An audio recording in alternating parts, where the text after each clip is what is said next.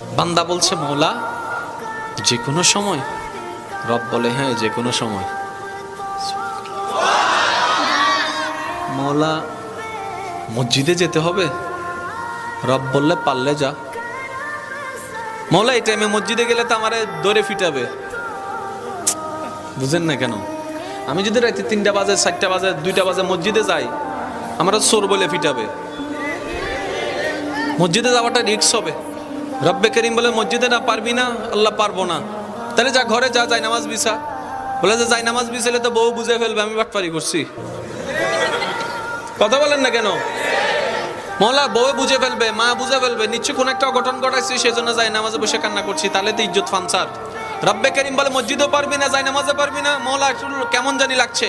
রব্বে করিম বলে ঠিক আছে, আমি আল্লাহ কতটুক মায়া মহাব্বত করি তোকে, তুই তো বুঝতে পারস নি এতদিন, আজকে বুঝার চেষ্টা কর। মসজিদে যাওয়া লাগবে না, যাই নামাজ বিছানো লাগবে না, ওযু করা লাগবে না। তোর যদি এতই প্রবলেম হয় জবানটাও খোলা লাগবে না, মন থেকে তুই একবার আমাকে ডাক দে, একবার ডাক দে, একবার বল রহমান মাফ করে দাও, রহিম মাফ করে দাও। তোর মনের অবস্থা আমি রব্বে করিম শুনে ইন্নাল্লাহ ইয়াগফিরুজ যুনুবা জামিয়া, তোর সারা জীবনের গুনাহকে মাফ করতে রাজি। সুবহানাল্লাহ।